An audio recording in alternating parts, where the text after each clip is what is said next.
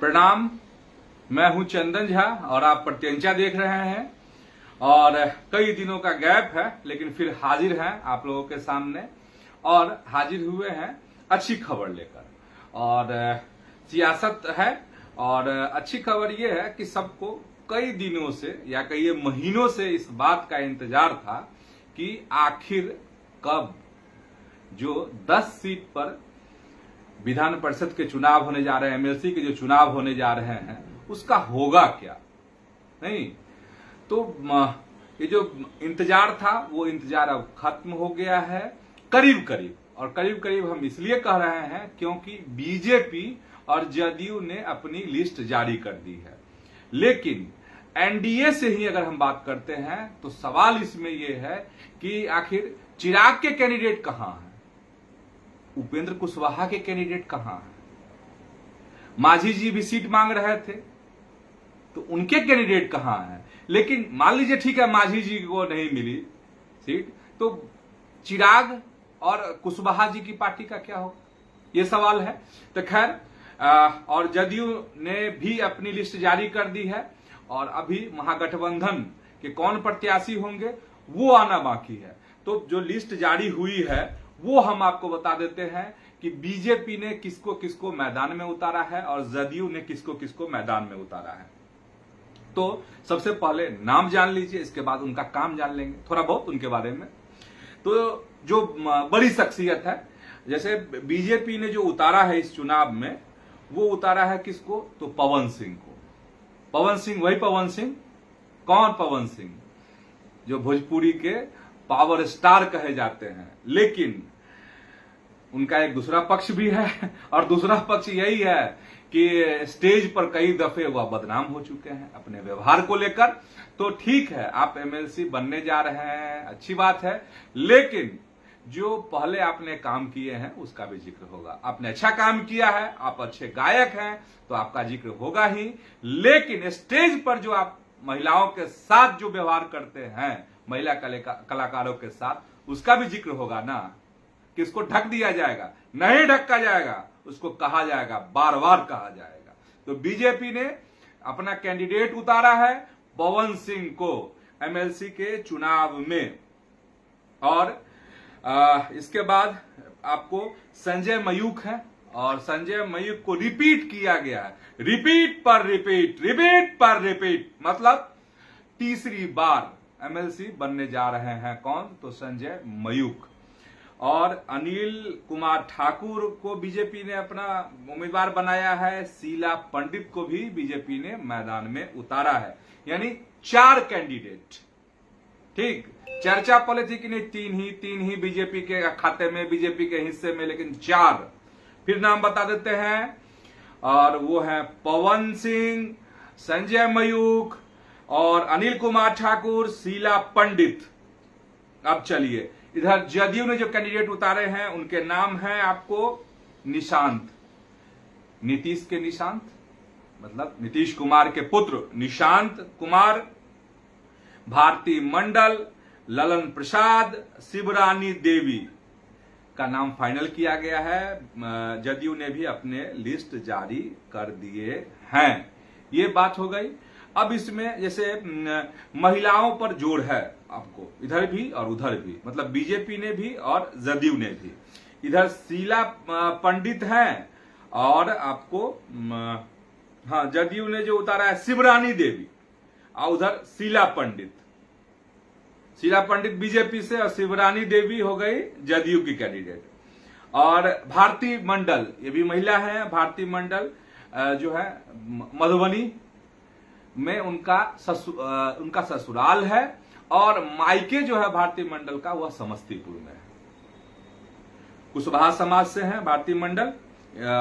अब थोड़ी जानकारी और थोड़ी चर्चा होनी चाहिए, खास करके पवन सिंह को लेकर के और निशांत को लेकर के, संजय मयूख को लेकर के। सब बड़े नाम हैं इस सूची में, जो नाम है उसमें ये बड़े नाम हैं। तो देखिए, पवन सिंह को लेकर अगर हम चर्चा करते हैं तो पवन सिंह को लेकर आपको देखिएगा, बागी भी हुए थे पवन सिंह। पवन सिंह बागी कब हुए थे वो आप सबको याद ही होगा, जब उनको पिछले लोकसभा के चुनाव में टिकट नहीं मिला उनको। और काराकाट से वो बागी प्रत्याशी के तौर पर चुनाव लड़े थे और उसका नुकसान जो है भाजपा को भरपूर उठाना पड़ा था। शाहाबाद से लगभग पत्ता साफ हो गया और उपेंद्र कुशवाहा नाराज हो गए थे और उस समय में इस बात की चर्चा थी जिसके प्रमाण कुछ नहीं है, लेकिन सत्ता के गलियारों में इस बात की चर्चा थी कि अरे ये तो सम्राट चौधरी के प्यादे हैं पवन सिंह। लेकिन पिछले दिन जब सम्राट चौधरी की सरकार आई, मतलब मुख्यमंत्री बने सम्राट चौधरी, तो पवन सिंह ने ना कोई बधाई ना जो चुनाव हुए आपको उसमें भी वो ये प्रचार करने नहीं गए। बंगाल वाले चुनाव में, बिहार वाले चुनाव में थे लेकिन बंगाल वाले चुनाव में प्रचार करने नहीं गए। और बंगाल वाले चुनाव प्रचार में भाजपा से जुड़े हुए कई भोजपुरी कलाकार जो है वहां दिन रात एक किए थे, काफी चुनाव प्रचार उन्होंने किया था। तो सवाल उठने लगा था कि पवन सिंह का क्या बन नहीं रहा क्या भाजपा से, क्या पवन सिंह अब भाजपा से एकदम बिल्कुल दूर चले गए। तो बात कुछ वैसी ही थी, दूरी बढ़ गई थी और दूरी ये बढ़ी थी कि पवन सिंह को उम्मीद थी कि राज्यसभा के जो चुनाव हुए जिसमें नितिन नवीन भेजे गए, उपेंद्र कुशवाहा राज्यसभा गए, शिवेश राम गए, तो उसमें मौका ढूंढ रहे थे पवन सिंह। लेकिन पार्टी जो है मौका नहीं दी, ठीक है, पार्टी मौका नहीं दी इसके लिए। और पार्टी जब मौका नहीं दी तो कहा कि ये दूरी बढ़ी और एमएलसी के लिए, जिसमें अभी इनको नामित किया, ऐलान किया गया है इनके नाम का, उसके लिए जो मेरे पास खबर है, अंदरूनी खबर, उसके अनुसार यही था कि पवन सिंह नाराज थे और वह बिल्कुल तैयार नहीं थे और यह इस बात पर वह डटे हुए थे कि हमको राज्यसभा ही भेजा जाए। लेकिन एन केन प्रकारेंज लगता है उनको मनाया गया है और तब पवन सिंह माने हैं। क्योंकि पवन, एक और खबर मेरे पास यही थी कि पवन सिंह को कहा जा रहा था कि आप लड़िए बांकीपुर विधानसभा से चुनाव, तो उन्होंने लड़ने से इनकार कर दिया कि नहीं, बांकीपुर का विधानसभा चुनाव वह नहीं लड़ेंगे। इसके बाद जो है और वह राज्यसभा मांग रहे थे लेकिन वह भी नहीं हुआ, समय तो बीत गया। तो क्या हुआ, तब इस बात के लिए उनको मनाया गया कि नहीं, आप जो है सो अभी एमएलसी बनिए। और पवन सिंह के विवाद की बात तो कई दफे शुरुआत में मैंने कहा भी है, फिर बाद में जो दर्शक जुड़े हैं वो समझ जाए। स्टेज पर अपने व्यवहार को लेकर पवन सिंह जो है वह कई बार उनकी बदनामी हुई है, तरह तरह के उन पर आरोप लगे हैं। हालांकि पवन सिंह ने उन सब चीजों को लेकर माफी भी मांगी है और जो उनको करीब से जानते हैं वह कहते हैं कि एकदम मोम दिल वाले हैं पवन सिंह। लेकिन उनकी पत्नी है ज्योति सिंह, जिनका मामला उनका कोर्ट में चल रहा है, अगर उनको सुनिएगा, उनकी बातों पे गौर कीजिएगा, उनके पोस्ट को देखिएगा तो वह कहती है, ज्योति सिंह कहती हैं कि ये तो पत्थर दिल इंसान है पवन सिंह। खैर, तो अब छोड़ दीजिए मोम दिल है कि पत्थर दिल है, लेकिन बीजेपी का कलेजा पसीज गया और पवन सिंह को एमएलसी चुनाव के लिए प्रत्याशी जो है बना दिया है बीजेपी ने। मतलब ये हो गए अब मतलब कैंडिडेट अब नहीं होंगे बांकीपुर से पवन सिंह, अब तय बात। चलिए, तो पवन सिंह की ये बात हो गई और बहुत है, पवन सिंह के बारे में बहुत बातचीत है, एक आध दो घंटा इस पर बात की जा सकती है, लेकिन उसका कोई मतलब यहां पर नहीं बनता है। अब संजय मयूख रिपीट पर रिपीट मतलब तीसरी दफे उनको बीजेपी ने चांस दिया है और कहा जाता है कि संजय मयूख बड़ी सेटिंग गेटिंग का मतलब यहां पर यह है कि बहुत जो है अच्छे व्यवहार के नेता है, उनकी हर जगह बनती है और छनती है। जो भी अगली पंक्ति में चले आते हैं नेता, वो उनके मित्र हो जाते हैं, दोस्त हो जाते हैं। कुछ लोग कहते हैं कि नीचे के कार्यकर्ता से भी संजय मयूख का खूब बनता है, छनता है। काम किसका कितना करते हैं ये नहीं जानते, लेकिन कहा जाता है कि उनके व्यवहार सबसे अच्छे रहते हैं और दिल्ली से ट्यूनिंग उनका बहुत बढ़िया है, तीसरी बार रिपीट किए गए हैं। वैसे संजय मयूख के बारे में यह भी कि बांकीपुर से एक दावेदार वह भी थे कायस्थ नेता के तौर पर कि उनको वहां से चुनाव लड़ाया जा सकता है, बांकीपुर में जो विधानसभा चुनाव होना है, नितिन नवीन वाली जो सीट है उस पर, तो उनका भी पत्ता साफ, मतलब कोई और चेहरा होगा बांकीपुर से।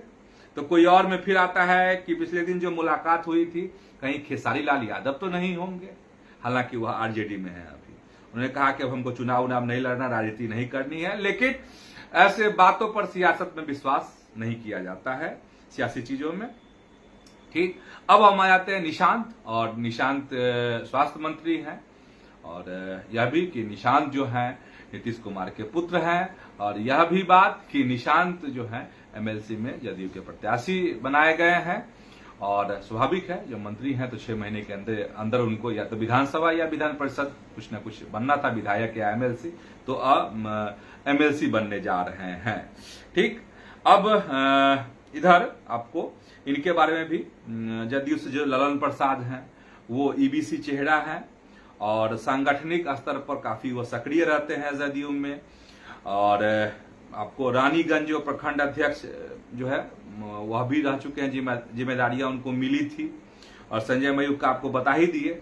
इसमें हमको एक मेरी बात और मेरा दिमाग जा रहा है कहां पर, कि देखिए 4 प्रत्याशियों के नाम के ऐलान कर दिया, कौन, तो जदयू भी और 4 ये भी बीजेपी भी, यानी 4 और 4 8 हो गया।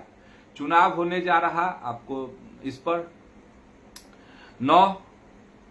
तो अब सवाल ये है कि जो अंक गणित है सीटों के लिहाज से, उसमें कहा जा रहा है कि एक सीट जो है महागठबंधन तो जीत जाएगी, इतना संख्या बल है महागठबंधन के पास। अब देखिए आरजेडी किसको प्रत्याशी बनाता है, और आरजेडी में तेज प्रताप को भी ऑफर किया गया है, रोहिणी को भी, और दोनों ने इनकार कर दिया है। तेज प्रताप का अपना टर्म एंड कंडीशन है कि जनशक्ति जनता दल जो उनकी पार्टी है, अगर उनको उसको मौका मिलता है तभी वह एमएलसी बनेंगे, और तेजस्वी इस बात को मानने को तैयार नहीं है। और रोहिणी आचार्य के बारे में यही है कि अब तक कंफर्म नहीं हो पाया है, कि उन्होंने ठुकरा दिया था। लालू जी सिंगापुर और संभवतः 6 को लौटने वाले हैं पटना, तो बात समझ में आएगी, और कि रोहिणी इसके लिए तैयार है कि नहीं। रोहिणी नहीं है तो कहा जा रहा है कि शिवचंद्र राम हो सकते हैं, फिर कहा जाता है कि नहीं सुनील सिंह हो सकते हैं। अब देखिए शिवचंद्र राम की सुनील सिंह, अगर इन भाई बहन में से कोई तैयार नहीं होता है तो क्या होता है, तेजस्वी यादव लालू प्रसाद किसको भेजते हैं विधान परिषद में, तो ये देखने वाली बात होगी। अब एक और सवाल है, आपको चिराग की पार्टी को लेकर सवाल है, और उपेंद्र कुशवाहा, क्योंकि कहा जा रहा था कि एक सीट उपेंद्र कुशवाहा को मिलेगी और चिराग पासवान की पार्टी को मिलेगी। उसी बीच में जीतन राम मांझी भी एक सीट मांगने लगे थे। तो अगर जो लिस्ट देख रहे हैं उसमें सीट कहां बच रही है, एक ही सीट बचेगी ना। तो दीपक प्रकाश की मंत्री हैं तो उनकी संभावना ज्यादा दिख रही है कि वह एमएलसी बनाए जाएंगे। अभी नाम का ऐलान जब तक हम आप यह कर रहे हैं कार्यक्रम, आपको लाइव आपसे बात कर रहे हैं, तब तक तो नहीं ऐलान हुआ था। और तो क्या ऐसे में चिराग पासवान को एमएलसी वाली सीट नहीं मिलने जा रही है? और क्या चिराग पासवान को अगर एमएलसी वाली सीट नहीं मिलने जा रही है, तब तो सवाल ये आता है कि जैसे बिल्ली रास्ता काट देती है, तो ठीक क्या चिराग पासवान का रास्ता जीतन राम मांझी ने सीट मांगकर काट दिया? क्या है सियासत? मुझे लगता है कि आप समझ गए होंगे। तो फिलहाल आज के इस लाइव में, इस वीडियो में इतना ही।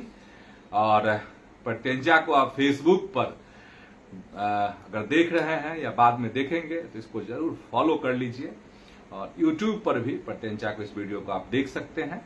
तो इतना ही आज, धन्यवाद, प्रणाम।